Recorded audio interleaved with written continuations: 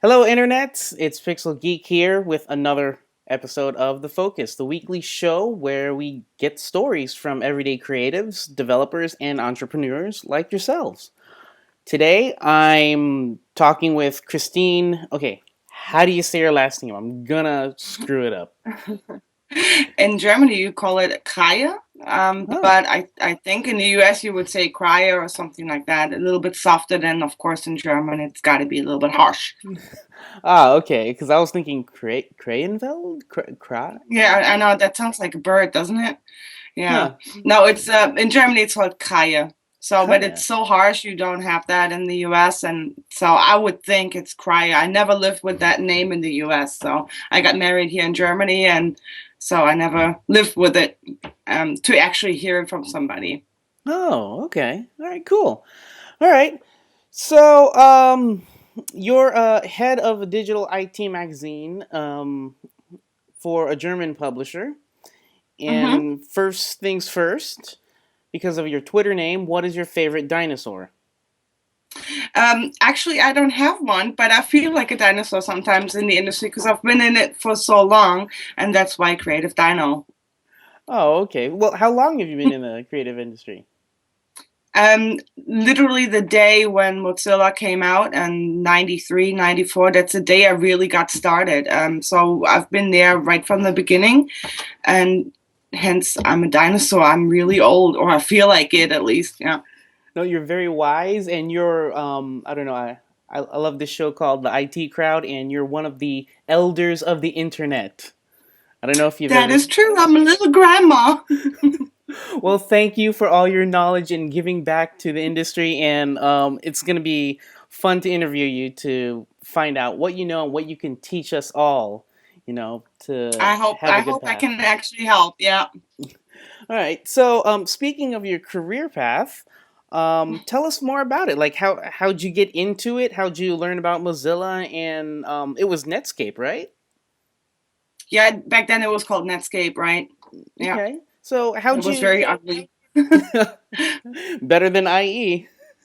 Yeah, that's true. So how'd you get started? How'd you find your way into the industry and so forth? hmm I was a designer, but it was not an online designer. Of course, it was basically print what I did, and I was working in New York for a theater, and did all of the graphics and art. And I had a friend in New York who was a real techie. It was like one of those like early geeks, and he always showed me the web, but it was not pretty.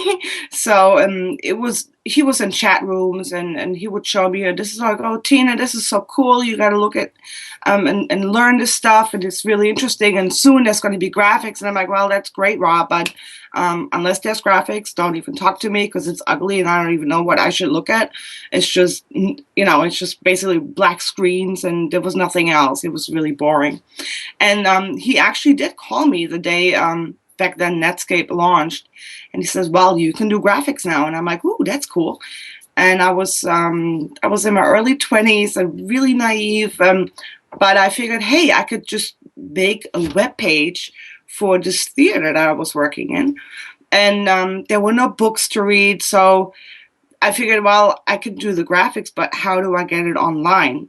So he helped me a little bit, and I went on a couple of chat rooms and learned a little bit HTML1, and I actually made a web page within like 2 months, and it was ridiculous because I figured, well, it would be so great if I could have an order form where people can order tickets online. Stupid CGI Pearl, totally not secure, but I did it, and it worked, and that was my start, and I kind of got the hang of it, and I really liked it, and I was like, well, this is really cool because um, a lot more people get to see your designs and your work, and that was really how I got started. And then some actress in the theater, her husband had a network design company, and he saw what I did, and he said, well, this is great, could you do a couple of sites for my business? And I'm like, sure, why not? And I did. And he said, well, you could work full time for me, but the problem is my customers, he was, network design, database design. Um, he didn't really have enough work for me to work there full time. But he said, well, if you learn about databases and network design, then you could work your full time. And I'm like, well, it can't hurt, right? So I learned that part too. So I kind of discovered you really have to learn a lot in this industry to really complete like a whole service. You as a person, you deliver a service, whether it's to your employee or to your customers, and the more you learn, the better off you are. And so I did spend, I think, 2 years learning just about all the stuff that I would never thought I would have to learn just because I wanted to put some graphics online. But I did. And that's how I got started. Wow, that's a very interesting story. Yeah. Yeah, you're going from just looking at a website to it's just text and everything, and then it's pretty cool to see that it's just graphics that pulled you in, and then it just Yeah. for some reason you couldn't stop learning on the web, right? It was so much fun. It really was, and I figured, well, it's nice if something looks pretty, but it has to work. And I'm always a person. I never want to depend on anybody else. I just want to learn it myself. I want to do it myself, and so yeah, and it helped me. It still helps me today. I still understand databases. I know how to set up an architecture, and that stuff really primed me for the stuff that I'm doing today. Because I can talk to anybody. I can talk to a developer. I can talk to a programmer. I can talk to an internet architect, and of course a designer as well. And I understand everything that they tell me. Not everything in detail, but because I'm obviously not working with that stuff day to day, but I still know what I'm talking about, and they can still get that point across, and I don't really have to look for anybody who can translate that stuff to me into normal terms. Cool. So that whole experience of you continually learning all sides of the web has made you what you are today, which is ahead of a digital IT magazine team, correct? Yes, that's correct. And it's very useful to learn as much as you possibly can.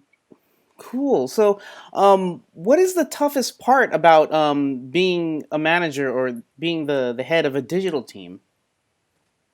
Mm. The most difficult part is if you have a large team that you have, of course, totally different personalities.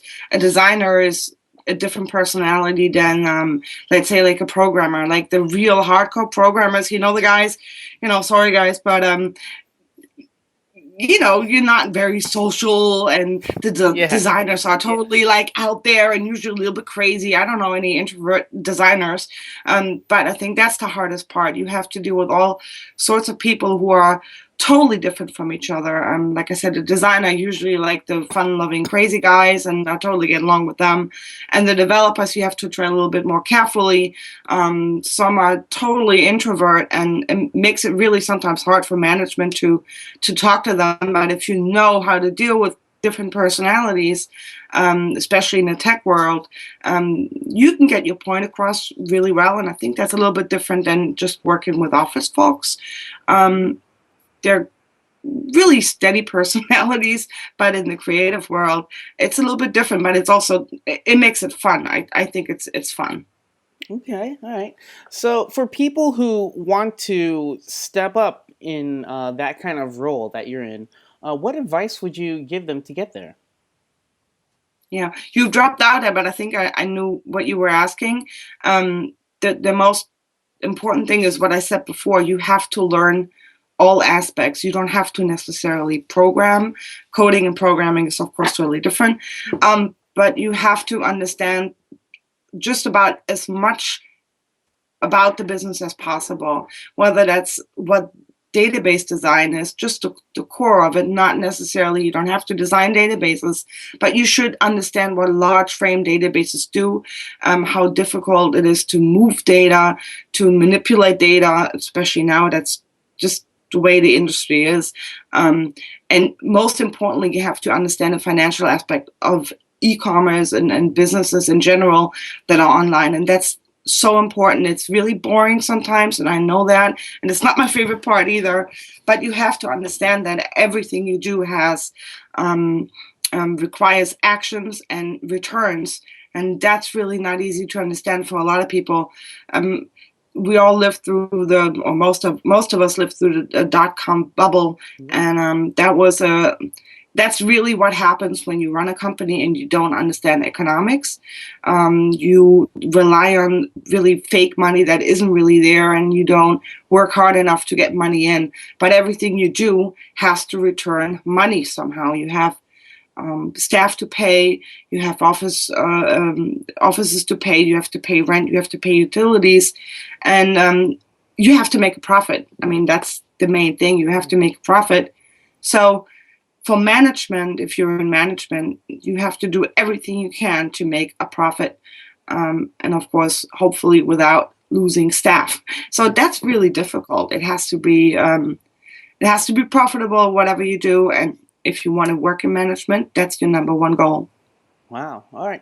It's really putting it into perspective for me. So since you've been in, I was looking at your LinkedIn, and so you've been in agencies. You've probably done freelance, and you're probably in a corporate environment now. I'm in a corporate environment. I've never done freelance. I ran Oh, my own agency for 10 okay. years.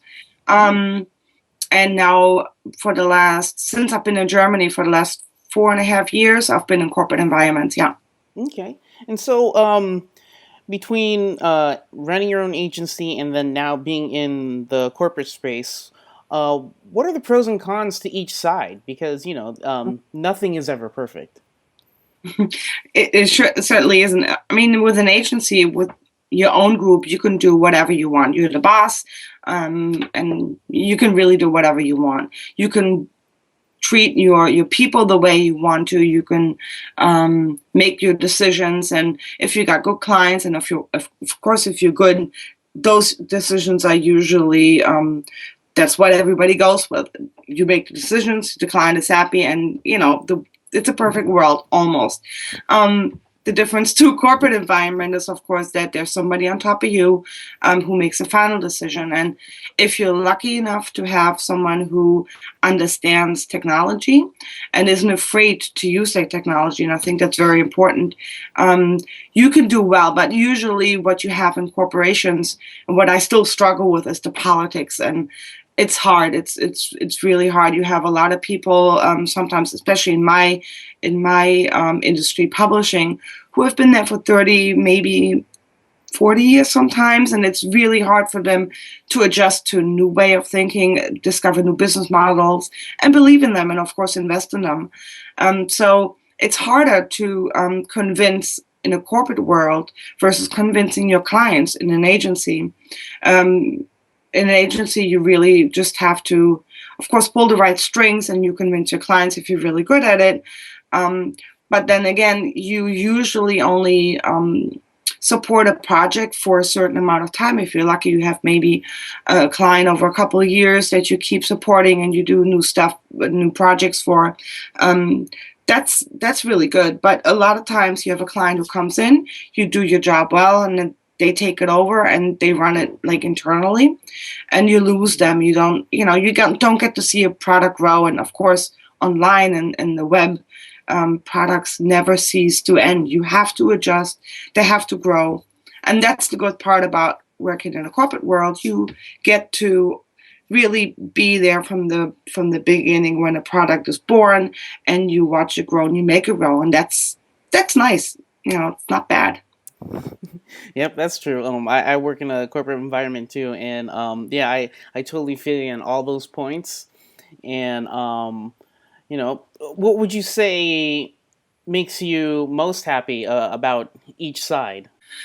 Um, it's difficult. I think it's about the staffing. I mean, in your own agency, everybody that's there you've hired. So you can totally shape that environment. And I think I got really lucky. Everybody that worked with me was really awesome, and I worked with them for a long time. That was great.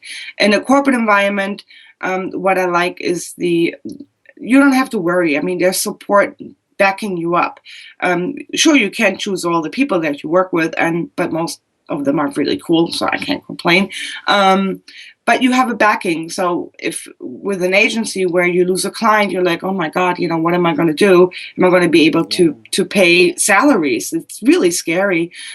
Whereas in a corporate environment, there are other products. So if something doesn't work well, and even though you tried and you did all the testing that you could, um, there's money coming back in. So you maybe have to budget for the next year a little bit differently. But there's support. There's somebody in the back of you that's like feeding you money and like keeping everything stable, and that's, of course, that's not a bad thing. So is that why you left your agency after 10 years? No, it's a perfect personal reason. I went basically. I lived in New York, and then my parents were living in Germany, and they were getting older, and I kind of figured I would move to Germany only for 2 years and support them. They had like gotten a house, and there was a lot of things to do, and I'm like, well, I don't want to have them do all this by themselves. But unfortunately, they were not old. They were pretty young. They both passed away, and it was unexpected. And I had promised them I would take care of the house, which is where I am now. Oh. And I did. And then I figured, well, if I live here, I have to work here. So that's why I figured, well, not much I can do from that far away, running a staff and a company that's not really realistic. And I figured, well, and I'll do the jump in the cold water and work in Germany. Scary move. Yeah. So what would you say is one of the lowest points in your career that you've been through? I didn't have many low points, but one of the scariest points was when the dot-com bubble burst, late 90s.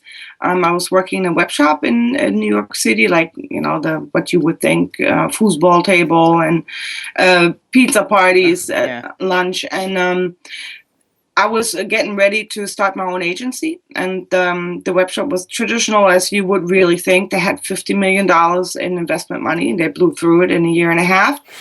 Didn't make a single penny in return. Yeah, crazy times. And during that time in New York, we were in Broadway and Houston, which is downtown. There were all restaurants and bars across everywhere. And every night there were pink slip parties. So if you got fired or laid off, basically, because you really weren't fired, you could take your pink slip and go to a bar or to a club or a restaurant, and you would get a drink for your pink slip for free. So that was really scary. All over downtown New York, where all the agencies and small web shops were, people were laid off. I mean, every day it was ridiculous.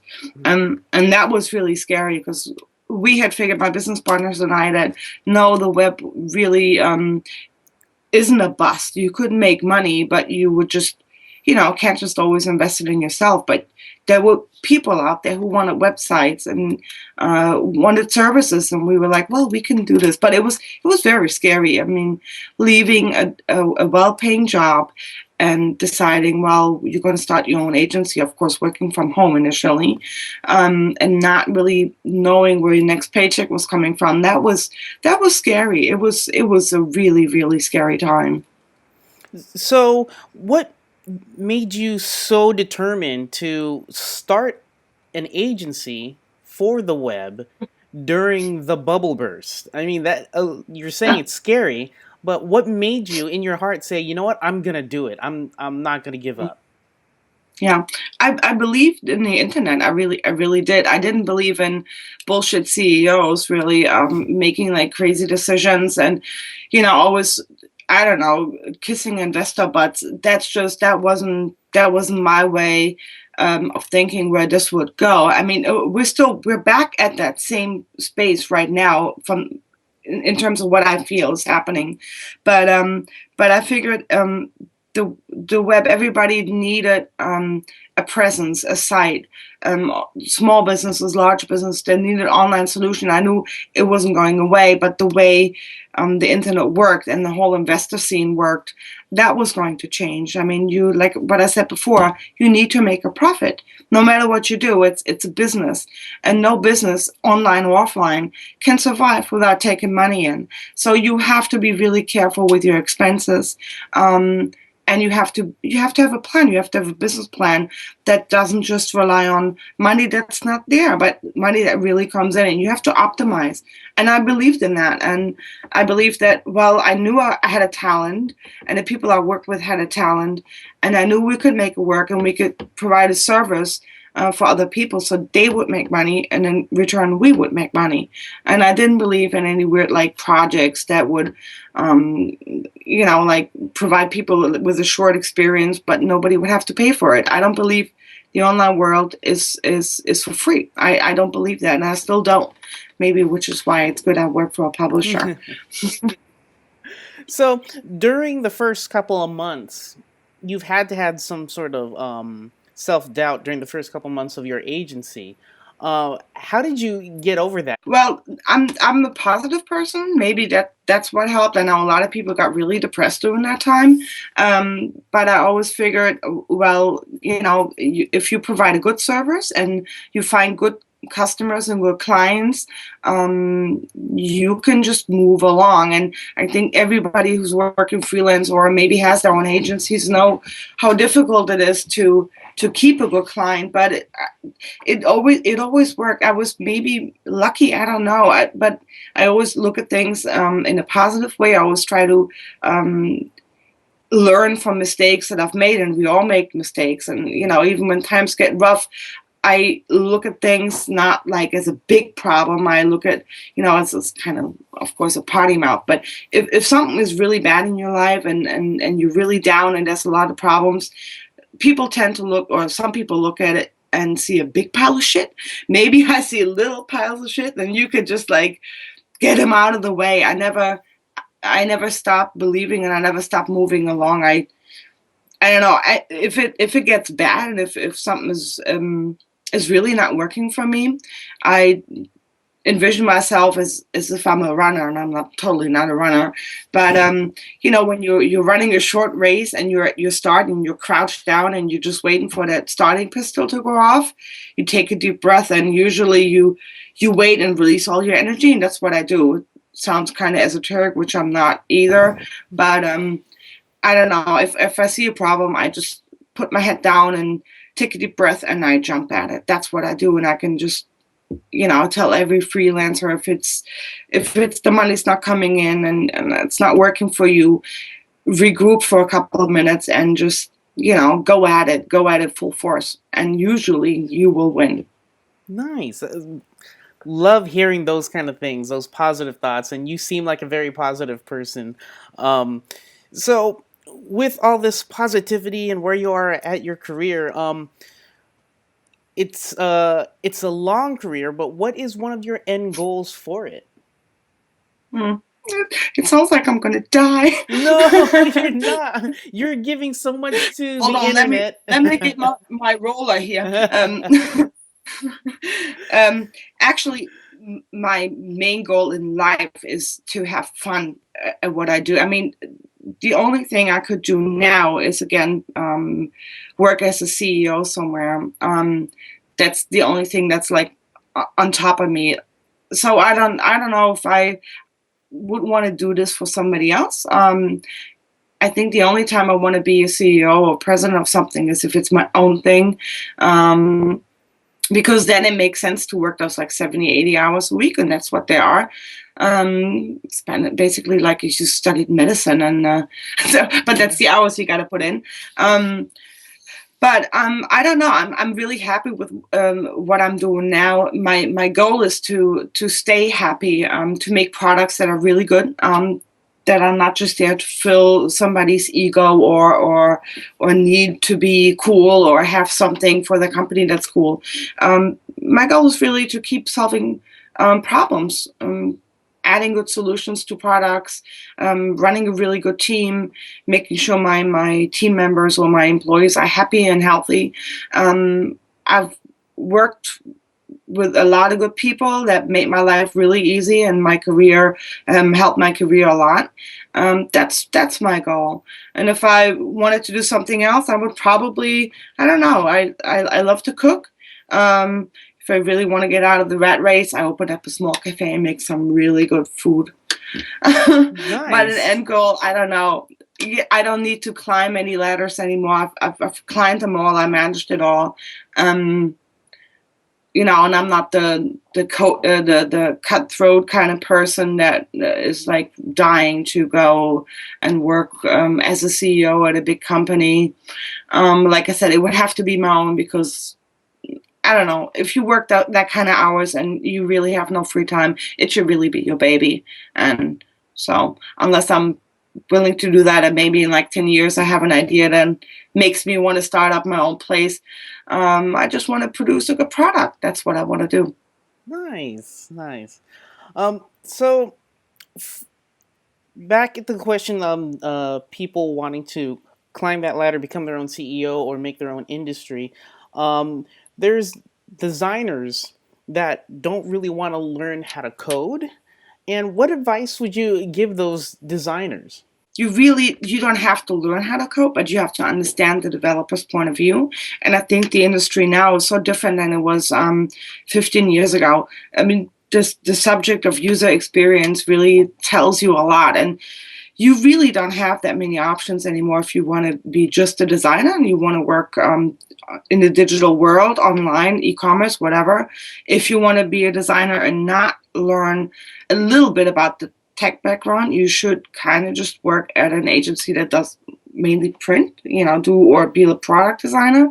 But I think right now, and the way everything has happened, it's more important to design an experience for the user versus just make something pretty, because it doesn't work anymore. We have, of course, the mobile world has turned all of our lives around a couple of years ago, and it's right now usually your traffic is 50% mobile, which means that your beautiful desktop design or site design for a desktop really is not seen by 50% of the people.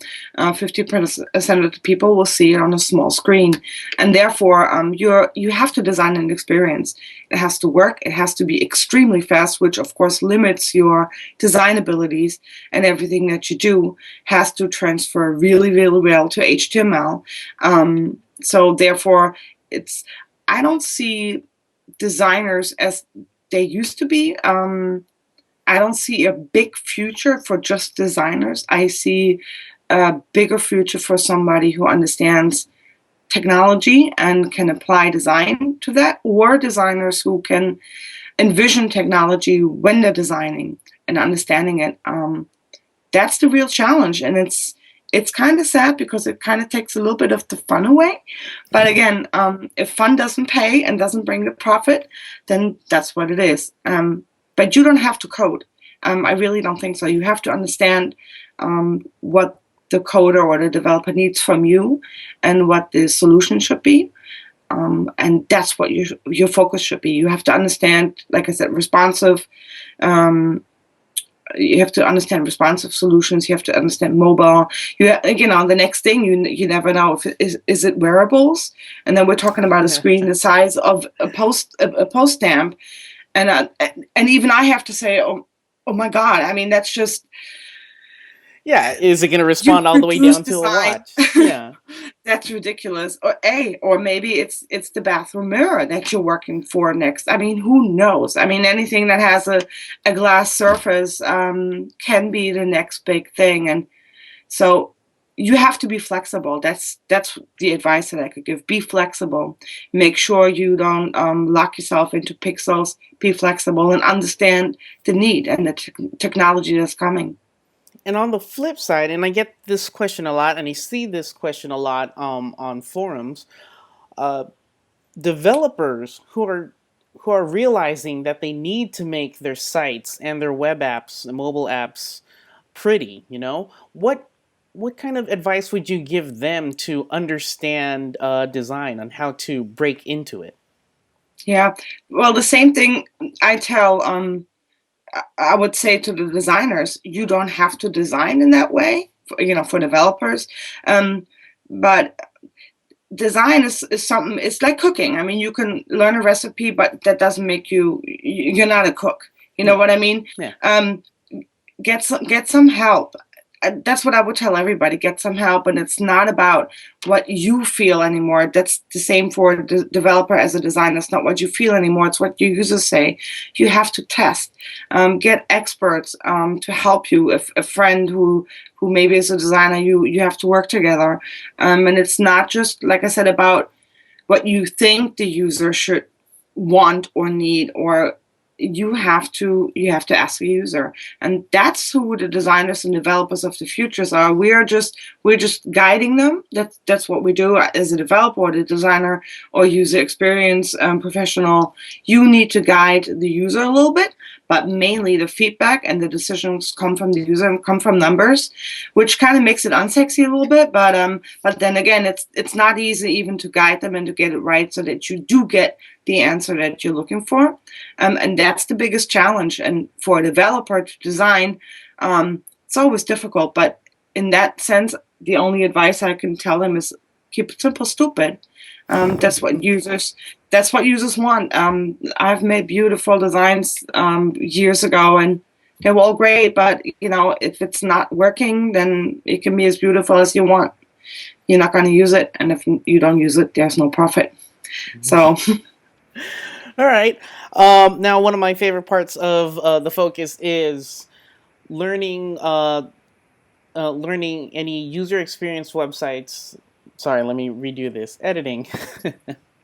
So, one of my favorite parts of the focus is finding out websites that I've never been to or web apps that I haven't seen yet that has a great user experience. Have you recently seen a website or web app that you can share with us that's like blew your mind?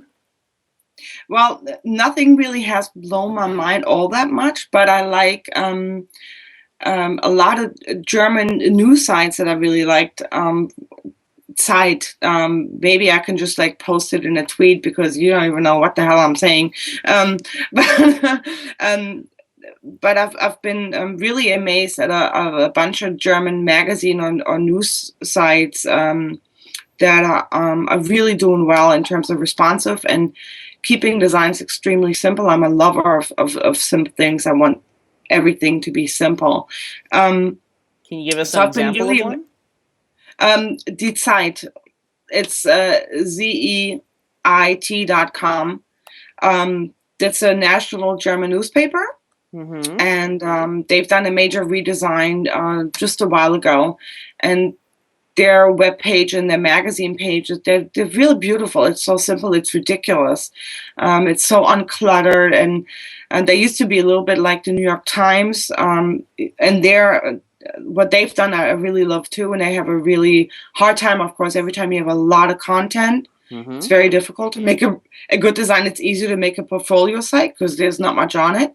But any website or app with a lot of content, it's very, very difficult to provide a really good solution. Mm-hmm. So I've been loving a lot of magazine sites. I like the new TechCrunch. That's pretty cool. They've done a really great job, I think, of handling a lot of content. And yeah, that's what I've been liking. I'm not a fan of I don't know, like big flashy services like the Yo app. I just don't get it. I'm like, well, again, I, it's not profitable. So well, even the if investors who it's stupid, isn't it? someone invested over $1 million on it, right? But that's what I'm saying. I think there's a bubble coming. I mean, the idiots who put money into that, I'm sorry, if you ever should listen, I'm not sorry. If you're stupid, and why did you do that? Because you're ruining the market. $70 million you could have spent like maybe on a children's cancer hospital, but like in a Yo app, really, come on. I mean, that's ridiculous. So things like that just they really remind me of the bubble, and I think there will be one if it continues at the rate that this is going. I like challenges. A Yo is not a challenge. Yeah. See, I mean, I just did that. Wow. Um, but the challenge is having, an older business like the New York Times. I mean, they spend a lot of resources on trying to figure out how to sustain where people are not buying print anymore. They need digital solutions, and business cases that really work. And like I said, I mean, to me, that's amazing what they've done. They've done a really great web app. It's awesome. It really is beautiful, easy to use and fast. Keep focus on everything nowadays being fast. So that's what I like. That's what I like. But there are others I don't like. It sounds like it. Just like the Yo app and everything like it.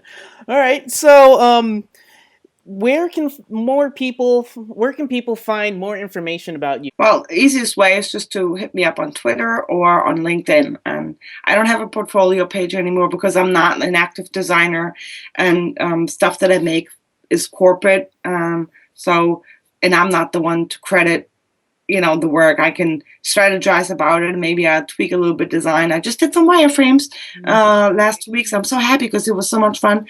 Haven't done it in years, but it's the effort of a team. So that's why I don't have a portfolio anymore. Okay. But Twitter or LinkedIn. All right. And before we go, anything else you would like to promote or give someone a shout out to? Well, actually, I thought about that, and you had sent the questions before, and Shh! Don't tell people that. It's supposed to be oh, I'm real. sorry. Oh Oh, well, the oh, cat's out of the but it's bag. professional to do it that way, Nelson. That's what everybody does. Um, no, there's a lot of people, and I don't have I don't follow a lot of people on Twitter. It's mainly because I'm so busy. I don't spend that much time on it. But there's a lot of people that others should maybe read up on. There's Eric Rice, a lot of good user experience people who have been in this industry a long time. Um, and you should read their books. You really should. There are that's what I can recommend. Look up these people who are actually have sat down and taken the time to write books and give speeches. Go to conferences. I know Smasher Magazine is doing really great with their conferences. I go to the one in Germany every year, Beyond Tellerrand. There's great speakers there. And you should really do everything you can to soak up the information that all these great people put their time and effort into spreading out there, and giving back to the young crowd. That's what you should do. That's what I would recommend. All right, cool. And you know, hopefully you get to open up your own cafe. And if you could name it, what would it be? Of course, I have that already all made up in my head. I Ah, know what it would be. I know what it would be called. It would be called local. Um, not really low calorie, but local. But the A with those two dots in it, oh, they're okay. called umlaut. Yep. Because I would probably do it in Germany, and I would sell really awesome burgers and fries. Nice. All right. Well, if you ever open it up, let us know, and I would love to try your cooking. All right, cool. Thanks, All Nelson. right. Well, thank you for your time. And if anyone else wants to be on the focus, it's open to anyone. For more information on this, just go to the new site that I've just created, cspace.io. I have all the focus past episodes with other guests. You can hit me up on Twitter at the Pixel Geek. Thank you all for watching, and please subscribe.